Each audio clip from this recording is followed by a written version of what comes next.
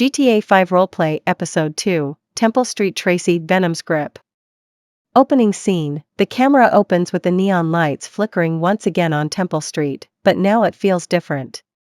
There's a palpable tension in the air, something is brewing beneath the surface. Julian L. Scorpion Alvarez stands at the top of a building, watching his territory. His mind is calculating, plotting the next steps, but he's not prepared for the storm that is about to hit. After claiming victory on the streets, Julian L. Scorpion Alvarez has solidified his control over Temple Street Trece.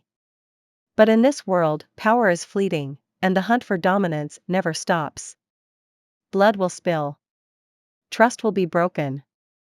And enemies, they're always watching. Welcome to the world of Venom's grip. Scene 1, Temple Street Trece Headquarters, morning. The camera pans over the underground hideout, a stark contrast to the grim streets above. Julian sits at a large war table with his lieutenants. The room is filled with tension, the aftermath of their clash with the Bloodfangs still echoing. Julian flips through reports on his laptop. Bloodfangs are licking their wounds, but they won't stay down for long. We need to move fast and make our next move count. Boss, I've heard rumors. The Vagos are starting to move in on our turf from the east side. They've got a lot of muscle backing them. It could get ugly.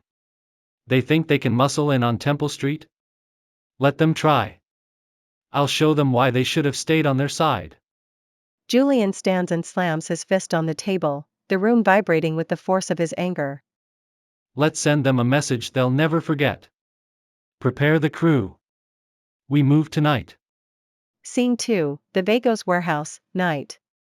The camera cuts to a warehouse on the outskirts of the city, the Vagos making deals under the cover of darkness.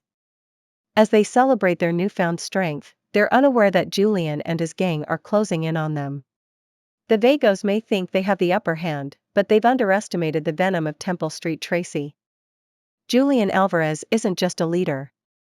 He's a predator. And tonight, he's hunting. Julian and his crew arrive on motorcycles, silent and deadly.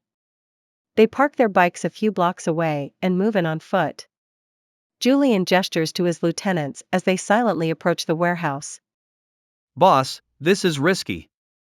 The Vagos are packed in there. We don't know what they're dealing with. They want a war? I'll give them one they'll never forget. They enter the warehouse, weapons drawn, moving like shadows in the night. A brutal firefight breaks out. The camera shows Julian moving through the chaos, his presence commanding the battlefield. He's like a scorpion, fast and precise, picking off his enemies one by one. Scene 3, Aftermath, blood on the streets. The camera pulls back to show the aftermath of the brutal raid.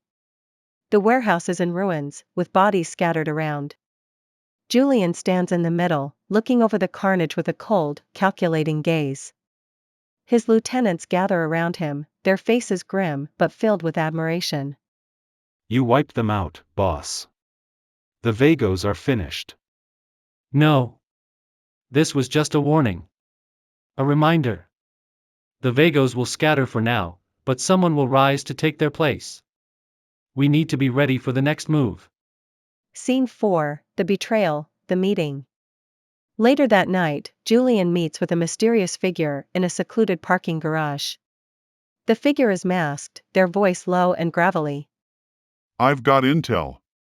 The Bloodfangs are regrouping, but there's a new player in town. The Iron Syndicate is looking to expand into our territory. The Iron Syndicate, huh?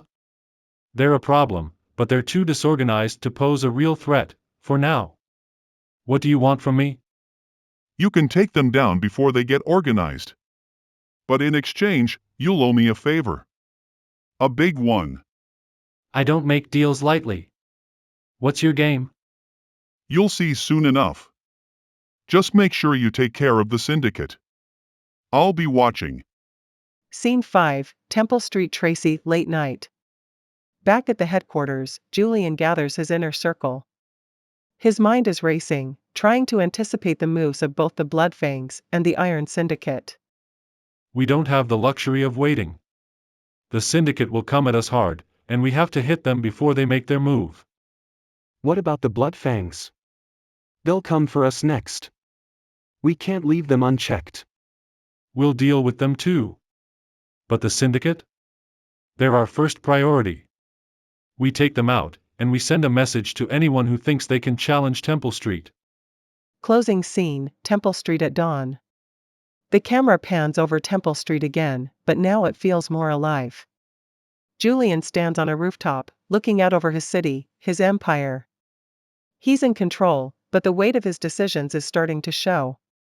The storm is coming, and Julian knows that in this world, nothing lasts forever.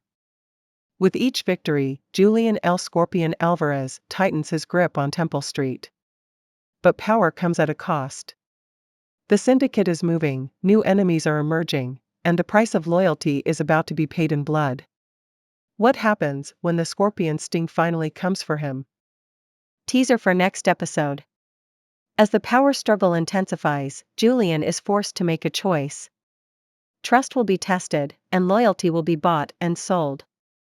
Who will stand with El Scorpion, and who will fall? The streets of Temple Street will burn, but who will rise from the ashes?